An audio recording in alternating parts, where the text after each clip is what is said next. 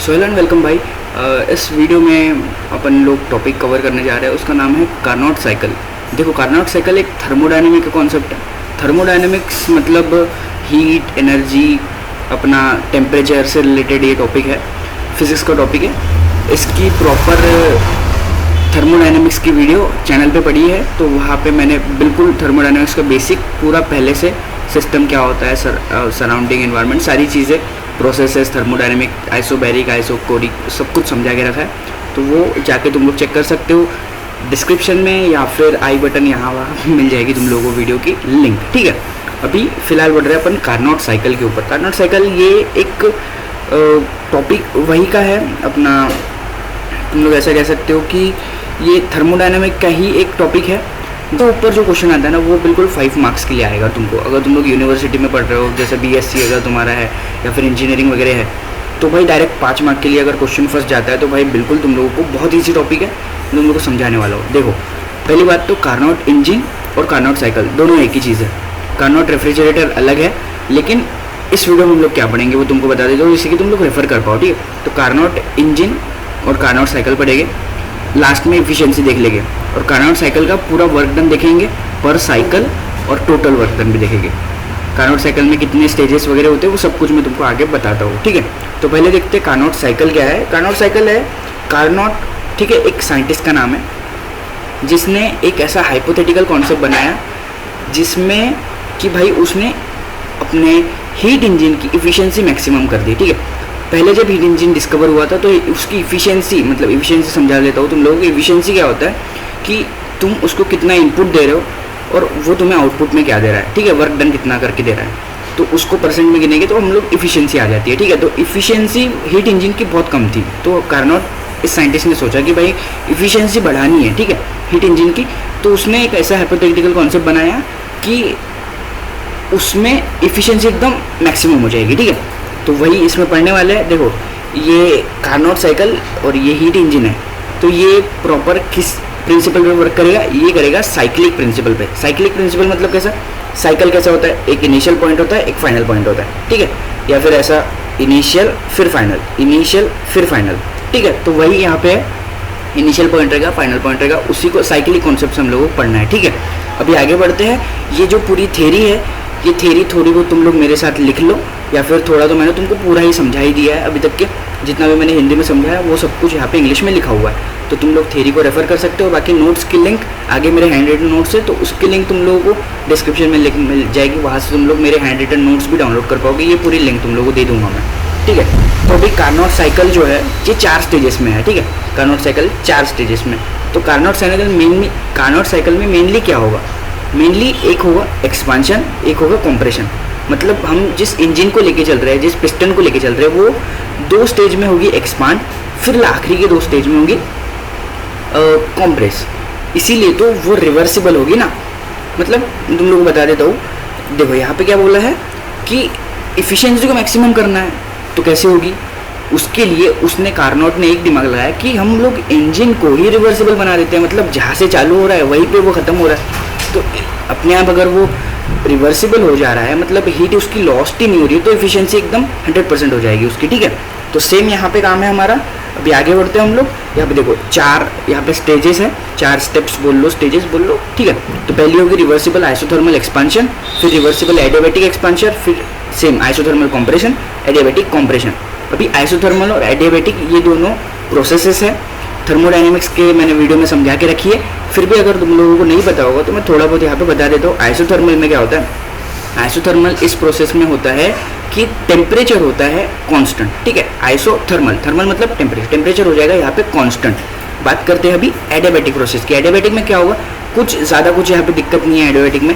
Simple इतना याद रखो कि भाई यहाँ पे जितना भी वर्क डन होगा वो होगा सिर्फ और सिर्फ हीट। ठीक है, मतलब सिस्टम खुद के अंदर की हीट को चेंज कुछ भी नहीं करेगा। ठीक है, जितना भी वर्क डन होगा वो सिस्टम खुद करेगा अपनी हीट से। ठीक है, मतलब आजू बाजू से बाहर से हीट लेगा ही नहीं, सराउंडिंग से कुछ लेना ही देना नहीं है, उसका खुद से ही वर्क डन करने वाला है। ठीक है, तो देखो ये कॉन्सेप्ट तुम लोगों को समझने के लिए थर्मोडायनेमिक्स के प्रोसेसेस पता होने चाहिए। मैं वही बोल रहा था तुम लोगों को, अगर थर्मोडायनेमिक्स के प्रोसेसेस नहीं पता है तो वो उसकी लिंक मिल जाएगी, जाके देख सकते हो, पहले वो देख के आ जाओ, अगर तुम लोगों को नहीं समझ में आ रहा होगा तो, लेकिन अगर समझ में आ रहा है तो बिल्कुल यार आगे बढ़ते हैं चलो।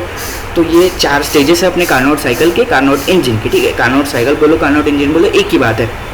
अभी देखो ये आ गई डायग्राम, ठीक है। 2 डायग्राम है, एक सिमेटिक डायग्राम है कार्नोट साइकिल की, एक PV diagram, pressure volume diagram. तो इसमें से कौन सी डायग्राम तुम्हारे काम में, पेपर में कौन सी बना के आओगे, ठीक है। तो पेपर में तुमको बनानी है पीवी डायग्राम। ये सिमेटिक डायग्राम तुम लोगों को समझाने के लिए बता रहा हूँ, ठीक है मैं। तो यहाँ पे 2 चीज़ है, दिमाग मत घबराओ अपना। देखो ये T1 और T2, ये सोर्स है, ये सिंक है। अभी सोर्स और सिंक के इसको छोड़ देते हैं अपन लोग। सोर्स और सिंक ऐसी कोई दिक्कत वाली बात है नहीं। सोर्स मतलब ऐसा समझ लो जहाँ का टेम्परेचर ज़्यादा है, सिंक मतलब जिसका टेम्परेचर कम है, ठीक है। सिंपल ऐसी बात है। तो सोर्स को अपन लोग अपनी पिस्टन मतलब इंजन चिपका के रखते हैं। कार्नोट का जो इंजन है वो ऐसा लगा के रखो, तो क्या होगा, T1 टेम्परेचर सोर्स का, Q1 हीट आ जाएगी अपने सिस्टम में, वो कार्नोट के वो वाले पिस्टन में। क्या हुआ, एक्सपांशन, स्टेज 1 है, ठीक है। स्टेज 1 है ये, एक्सपांशन हुआ। स्टेज 2 पे आ जाओ, T1 T2। अभी कोई काम नहीं है अपन को T1 T2 का, डायरेक्टली आ गई अपनी नेक्स्ट पिस्टन और नेक्स्ट स्टेज कह लो, ठीक है। पिस्टन या कह लो या फिर स्टेज कह लो, ठीक है। तो ये हो गया अपना, यहाँ पे फिर से एक्सपांशन हुआ, जैसे मैंने पहले बताया था। देखो अपने, ये देखो पहले हो रहा था रिवर्सिबल आइसोथर्मल एक्सपांशन, फिर हुआ अभी एडियाबैटिक एक्सपांशन जिसमें टेम्परेचर चेंज नहीं हुआ, ठीक है। तो ये हो गया स्टेज 2 B से C तक के, और ये हो गया स्टेज 3। अभी देखो स्टेज 3 में क्या हुआ, कंप्रेशन हुआ। स्टेज 3 में कंप्रेशन हुआ। कंप्रेशन हुआ मतलब T2 से T2, टेम्परेचर T1 था तो चेंज होकर T2 हो गया, और हीट भी सिस्टम में से निकली भाई, ठीक है। तो हीट निकली Q2, सॉरी, यहाँ पे Q1 हीट थी, यहाँ Q2, ठीक है। सिंपल याद रखो भाई, मतलब ऐसा कोई दिक्कत वाली बात नहीं है। T1 के साथ Q1 आएगा और T2 के साथ Q2 आएगा। यहाँ पे आइसोथर्मल कंप्रेशन हो गया, यहाँ पे 4 स्टेज में आइसोथर्मल एडियाबैटिक कंप्रेशन हो गया। दोनों चीज़, सिर्फ 2 चीज़ याद रखनी है, आइसोथर्मल एडियाबैटिक एक्सपांशन कंप्रेशन, बस हो गया। अभी आते हैं पीवी डायग्राम, ये बहुत ज़रूरी है और बहुत ही ज़्यादा सिंपल है, मतलब कोई ऐसा रॉकेट साइंस है ही नहीं इसमें, ठीक है। इतना कुछ याद ही रखने वाली बात नहीं है, ठीक है। पीवी डायग्राम बना लो, एक ऐसी वाई एक्सिस, एक ऐसी एक्स एक्सिस, ठीक है। प्रेशर यहाँ से ऊपर जा रहा है, वॉल्यूम यहाँ से नीचे जा रहा है, ठीक है। अभी ये एक ऐसा डाउन स्लोप बना लो, stage A to B, stage B to C, stage C से D, अभी ऊपर जाएगा कंप्रेशन में, फिर से D से A, बस 4 स्टेज बन गई, हो गया। अभी पहला हम लोगों ने यहाँ पे देखा है सोर्स में, ये इसीलिए बनाया मैंने सिमेटिक डायग्राम कि तुमको याद हो जाए, ठीक है। तो यहाँ पे देखो T1 और Q1 है, तो यहाँ क्या लिखेंगे हम लोग, T1 और Q1 लिखेंगे। अभी यहाँ पे कुछ हुआ, यहाँ पे सब कुछ जैसे का वैसा ही है। थर्ड स्टेज में क्या है, T2 और Q2 है, बस वही T2 और Q2 लिख दो। और 4th स्टेज में हुआ, कुछ भी नहीं हुआ, बढ़िया, सिमेटिक डायग्राम लर्न हो गई, ठीक है। बस एक यहाँ पे P बना लेना, यहाँ पे V वॉल्यूम, बस हो गया। प्रेशर वॉल्यूम, पीवी डायग्राम मतलब प्रेशर वॉल्यूम डायग्राम, बस हो गया। तो डायग्राम लर्न हो गई होगी, तुम लोगों को स्टेजेस भी लर्न हो गए। अभी डायरेक्टली बढ़ते हैं हर एक स्टेज में कितना वर्क डन हुआ, ठीक है। तो ये देखो, ये A से B तक की स्टेज गए, B से C, C से D, D से A, 4 स्टेज है। जैसे मैंने पहले बताया था, आइसोथर्मल एक्सपांशन, एडियाबैटिक एक्सपांशन, और आइसोथर्मल कंप्रेशन, एडियाबैटिक कंप्रेशन, ठीक है। तो ये स्टेजेस पे वर्क डन कितना हुआ, क्योंकि ऐसा बना के छोड़ दे रहे हैं, पूरा वर्क डन देखना है ना हम लोगों को। अभी देखते हैं वर्क डन हर एक स्टेज में कितना हुआ। आ गया work done in each stage, हर एक स्टेज में कितना वर्क डन हुआ। तो डायरेक्टली बढ़ते हैं यार, ज़्यादा कुछ टाइम वेस्ट करना नहीं है अपन को। A से B स्टेज आ रही है, A से B स्टेज में कितना वर्क डन होगा। अभी देखो, अभी हम लोग पढ़ रहे हैं थर्मोडायनेमिक्स का कॉन्सेप्ट। थर्मोडायनेमिक्स में क्या यूज़, कौन सा फॉर्मूला यूज़ करते हैं अपन लोग, एक ही तो फॉर्मूला है, PV = nRT, ठीक है ना। PV = nRT, तो वही फॉर्मूले की मदद से यहाँ पे P को काट डालो और वर्क डन बना दो, ठीक है। तो W1 वर्क डन 1, ठीक है। स्टेज 1 में वर्क डन 1 मतलब W1 होगा, ठीक है। W1 = nRT1। T1 कैसे आया, यही तो मैंने पहले ही तो दिखाया है, ये देखो T1 है ना अपना, T1 मतलब टेम्परेचर 1, तो टेम्परेचर 1 मतलब T1, वर्क पहले वाले स्टेज के लिए T1 हो गया, ठीक है। नेचुरल लॉग VB/VA, B मतलब फाइनल से इनिशियल, समझ गया। VB/V वॉल्यूम, V मतलब वॉल्यूम होता है। नेचुरल लॉग है, देखो ये नया कॉन्सेप्ट वगैरह है नहीं भाई, तुम लोग अभी कार्नोट साइकिल पढ़ने आए हो तो तुमको मैं समझ के चल रहा हूँ कि आता है भाई, फिजिक्स का थोड़ा बहुत तो आता ही है। नेचुरल लॉग भाई, फिजिक्स में हम लोग लॉग को नेचुरल लॉग बोलते हैं, और ये VB/VA मतलब फाइनल बाय इनिशियल यहाँ पे स्टेज है, ठीक है, फाइनल बाय इनिशियल अपना, जैसे मैंने साइक्लिक कॉन्सेप्ट बताया यार, फाइनल बाय इनिशियल तो वैसा ही है, ठीक है। वी बी, ये देखो V B by V A, B से ए तक के जाने वाला, तो उसको हम लोग यहाँ पे लिख रहे हैं V B by V A. तो वर्क डन क्या हो गया अपना, W1 is equals to nRT1 V B by V A. अभी अपने पास एक कॉन्सेप्ट है वर्क डन का, इंटरनल एनर्जी। अपन लोग जितना वर्क उसको, जितना हीट प्रोवाइड करेंगे वो थोड़ा अपना इंटरनल एनर्जी में स्टोर करेगा और थोड़ा वर्क डन करा के देगा। ऑब्वियसली ज़्यादा वर्क डन कराता है, हीट में थोड़ी बहुत लॉस्ट हो जाती है इंटरनल, ठीक है। तो ये देखो आइसोथर्मल प्रोसेस है अपनी, मतलब टेम्परेचर होगा अपना कांस्टेंट, टेम्परेचर कांस्टेंट, तो इंटरनल एनर्जी कैसे स्टोर होगी भाई, इंटरनल एनर्जी हो गई ज़ीरो हो जाती है, तो ये डी हीट मतलब हीट माइनस वर्क डन हो जाएगा, और ये तो ज़ीरो ही है, तो बस हो गया। अभी इसको इधर ला लो वर्क डन को, बस D heat D Q is equals to D W, मतलब हीट और वर्क डन इक्वल हो गए। तो अभी यहाँ से अपन लोग वही लिख देते हैं, W1 is equals to Q1 हो गया, मतलब Q1 की भी वैल्यू अपन को मिल गई। ये काम कब आएगी, Q1 क्यों निकालना ज़रूरी है, Q1 अपन को काम आने वाला है इफिशियंसी निकालने में। इफिशियंसी में अपन को क्या लगने वाला है, हीट और वर्क डन लगने वाला है, उसका रेशियो लगेगा ना, इनपुट अपॉन आउटपुट, भैया वही, सॉरी आउटपुट अपॉन इनपुट, तो वही लगने वाला है। तो इसीलिए पहले से निकाल के रखते हैं Q1, क्योंकि लास्ट में भाई, लास्ट में सब कुछ कैसे निकालेंगे, पहले से सब कुछ निकाल के रख देने का मतलब लास्ट में बस भाई पुट करो सिर्फ वैल्यू और आंसर निकालो बस। तो वही अभी होगी स्टेज 1, बढ़ते हैं स्टेज 2, बी से सी तक के, ठीक है। ये देखो बी से सी पे जा रहे हैं, ये ए से बी का वर्क निकाल लिए, बी से सी। अभी एक दिक्कत है, अभी यहाँ पे दिक्कत ये है कि ये वाला है एडियाबैटिक एक्सपांशन। एडियाबैटिक में तो अपन लोग PV इक्वल्स टू nRT नहीं यूज़ करेंगे, यहाँ पे एक नया कॉन्सेप्ट है अपने पास, ठीक है। एडियाबैटिक के लिए मैं तुम लोगों को समझाता हूँ। एडियाबैटिक के लिए एक ऐसा कॉन्सेप्ट है, ठीक है, इसमें हम लोग यूज़ करते हैं W, ठीक है, WV और लैम्बडा WV गैमा, ठीक है। ये देखो ये ऐसा गैमा का सिंबल है, ठीक है, ये यहाँ पे मैंने बना के रखा है, और ये जो गैमा है ना, ये V के रेस टू मतलब V के पावर में है, ठीक है, इज इक्वल्स टू यहाँ पे अपने पास है K। तो ये वाला एक कॉन्सेप्ट है हमारे पास अपने, जब एडियाबैटिक में हम लोग देखते हैं WV gamma V to the power gamma is equals to K, ठीक है। अभी ये V to the power gamma को यहाँ नीचे डाल दो K के नीचे, और बचेगा W is equals to K upon V to the power gamma. K भाई कांस्टेंट है, ये एडियाबैटिक अभी अपन लोग पढ़ रहे हैं, तो एडियाबैटिक में ऐसा ही है, तो ये याद रखो भाई, तुम्हारा कल पेपर है, तुमको याद रखना पड़ेगा, इतना समझने का टाइम तुम्हारे पास है नहीं, ठीक है। तो बस K by V to the power lambda, ये टू द V के पावर में है, ये गैमा, सॉरी लैम्बडा बोल रहा हूँ मैं, तो ये जो गैमा है ये V के पावर में है, ठीक है। इंटीग्रेशन कर दो इनिशियल से फाइनल, इनिशियल क्या थी, स्टार्टिंग कहाँ से की थी, B से, तो VB, फाइनल क्या है VC, obviously initial to final. ये देखो पहले ही तो बता के रखा है भाई मैंने, ठीक है। इनिशियल B से स्टार्ट कर रहे हैं, C पे जा रहे हैं, तो V initial B upon V initial B और V फाइनल VC, ठीक है। ये वैल्यू पुट कर दिए, वैल्यूज तो है नहीं फिलहाल, ठीक है। अभी क्या करोगे, K को बाहर निकालो, इंटीग्रेट तो करना है, तो K तो कांस्टेंट है, कांस्टेंट को कैसे इंटीग्रेट करेंगे, K को निकाल दो बाहर, ये V to the power gamma ऊपर आ जाएगा, ऐसा अपॉन में है तो अपॉन से ऊपर आएगा, तो ये जो वैल्यू थी पावर की गैमा वो आ जाएगी निगेटिव में, तो gamma V to the power minus gamma, simple. अभी इसमें लगा दो अपर लिमिट और lower limit, upper limit lower limit लगाने के बाद में K अपॉन गैमा माइनस 1। देखो भाई यहाँ पे ये तो इंटीग्रेशन का कॉन्सेप्ट है, इंटीग्रेशन का कॉन्सेप्ट तो सिंपल, अभी इंटीग्रेट कर रहे हैं तो gamma minus gamma upon minus gamma plus 1, simple. इसको निकाल दो बाहर, ठीक है, ये गैमा को, और लगा दो अपना इनिशियल माइनस, ये भाई अपर लिमिट और लोअर लिमिट लगाना है ना, ये तो किया है अपन लोग, इंटीग्रेशन कर रहे हैं भाई, फिजिक्स में इंटीग्रेशन कर रहे हैं, ठीक है। अभी एडियाबैटिक में इंटीग्रेशन करना है अपन को, ठीक है। अभी कर दिया हम लोगों ने, माइनस लगा दिया। अभी और एक कॉन्सेप्ट है यहाँ पे, ये कॉन्सेप्ट है तुम लोगों को थोड़ा बहुत याद रख सकते हो, तुम लोग नहीं याद रह रहा तो मैं डायरेक्टली बता रहा हूँ, ठीक है। तो ये K जो है अपना, ये PC VC और PB VB के इक्वल टू है, ठीक है। K जो है अपना कांस्टेंट PC VC और PB VB के इक्वल टू में है, तो बस ये PC VC यहाँ पे चेंज करना है और PB VB यहाँ पे चेंज करना है, ठीक है।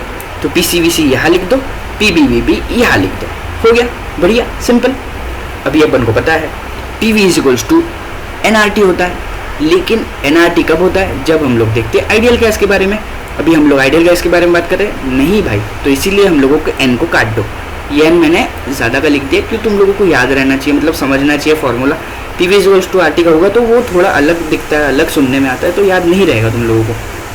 तो PV is equals to RT, ठीक है। अभी PV is equals to RT है तो PV के जगह में RT लिख दो, RT। अभी भाई T2 कहाँ से आ गया?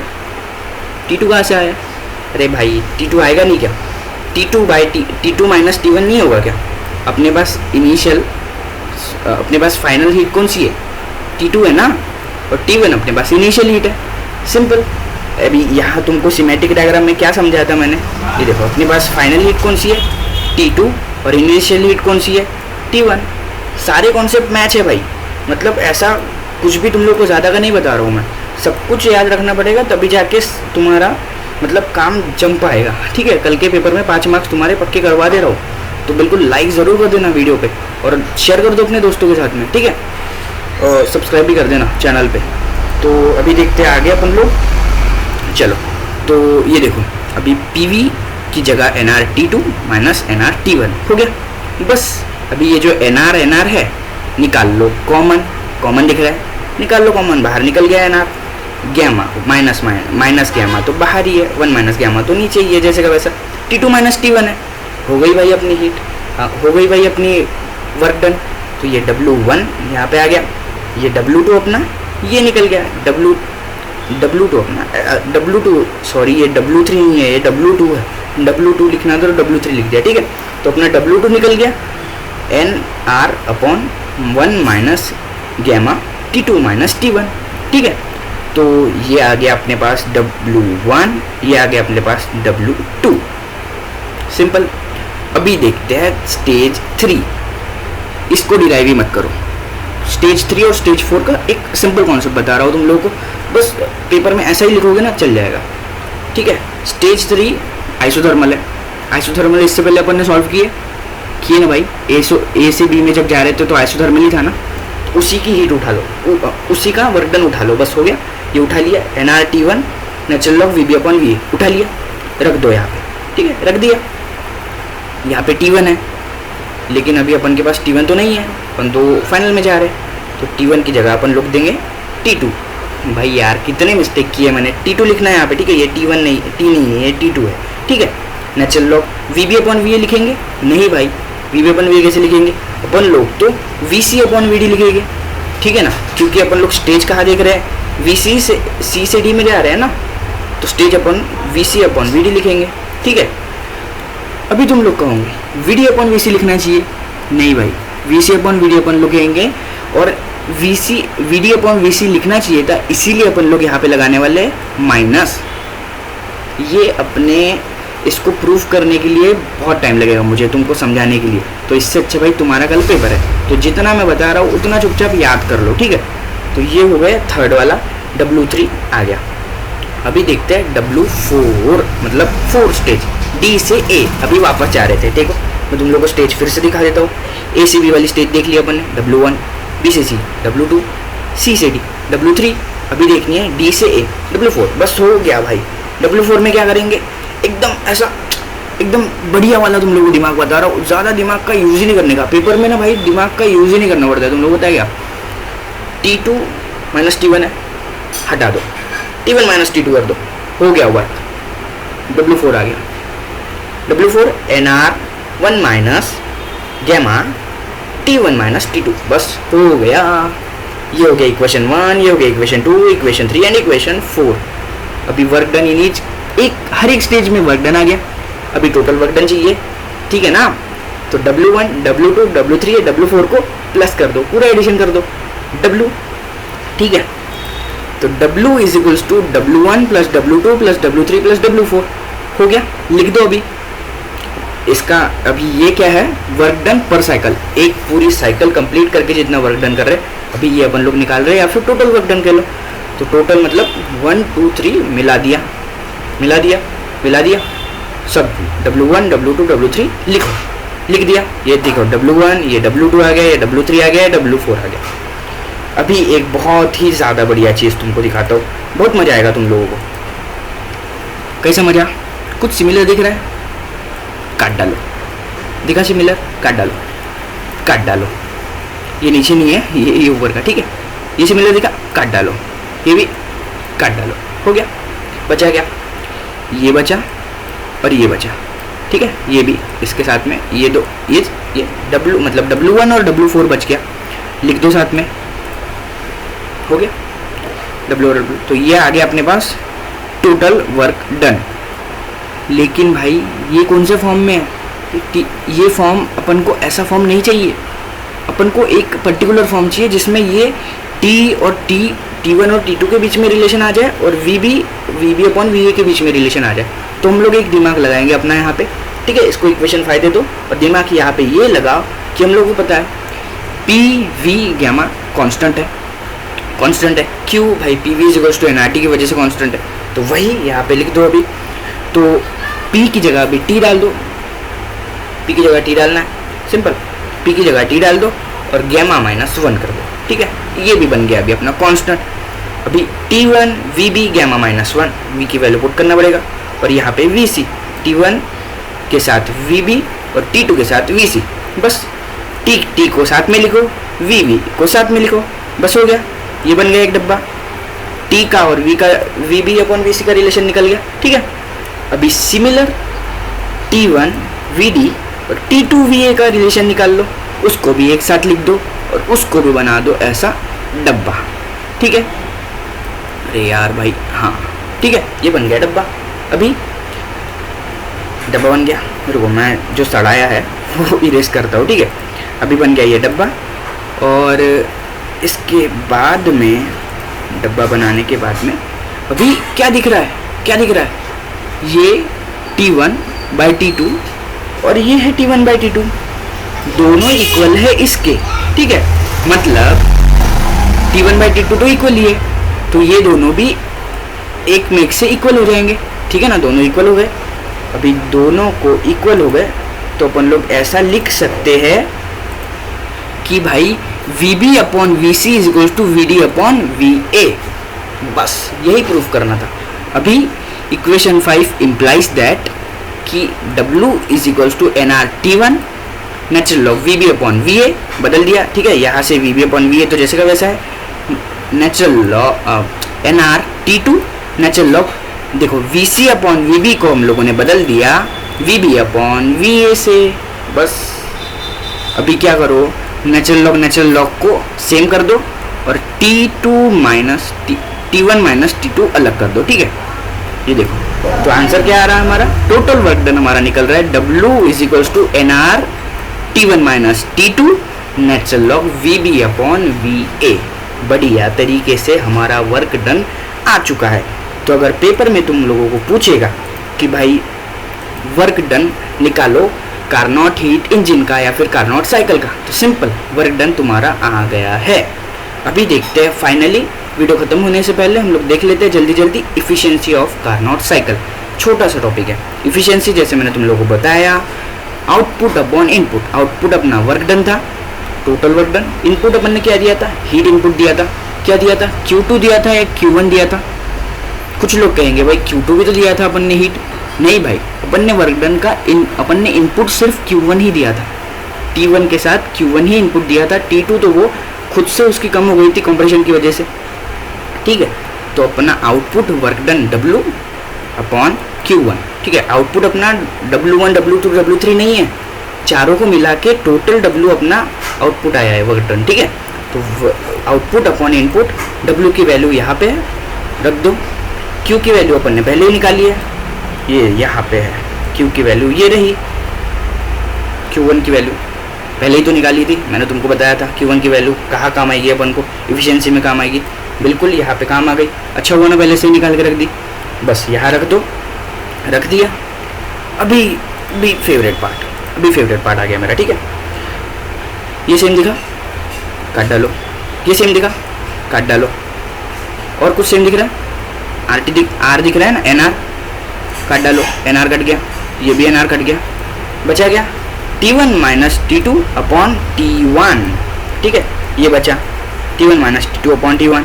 अभी ये T1 के साथ T1 कटेगा, कैसे कटेगा भाई, नहीं कटेगा। पहले ये लगाओ यहाँ पे, इसको डिवाइड को तो कंप्लीट करो, T1/T1 हो जाएगा, T2/T2 हो जाएगा, बीच में आ जाएगा माइनस, ठीक है। अभी ये T1 को T1 से काट डालो, बचेगा क्या, यहाँ पे 1 बचेगा, T2/T1 बच गया, ठीक है। तो इफिशियंसी क्या आई अपनी, efficiency of Carnot cycle is eta is equals to 1 minus T2/T1, ठीक है। तो ये जो इफिशियंसी का सिंबल था, इसको भाई अपन लोग ईटा कहते हैं, ठीक है। ये देखो ईटा करके लिखा है मैंने, ये एन की तरह लिखते हैं इसको, और इसको बोलते हैं ईटा। सो यहाँ पे हम लोगों ने आज क्या क्या पढ़ा भाई, कार्नोट साइकिल का पूरा प्रॉपर यहाँ पे एक टॉपिक कार्नोट साइकिल का पढ़ा है, जिसमें अपन लोगों ने क्या पढ़ा, पहले कार्नोट साइकिल की डेफिनेशन वगैरह थोड़ी पढ़ी, उसकी थ्योरी पढ़ी, सब कुछ तुम लोगों को लिंक में डिस्क्रिप्शन में लिंक दे दूँगा, वहाँ से डाउनलोड कर लेना। कार्नोट साइकिल के 4 स्टेजेस, पूरे स्टेजेस डायग्राम वाइज अच्छे से पढ़े अपन ने, वर्क डन निकाला चारों का, उसके बाद में अपन ने इफिशियंसी भी कार्नोट साइकिल की निकाली।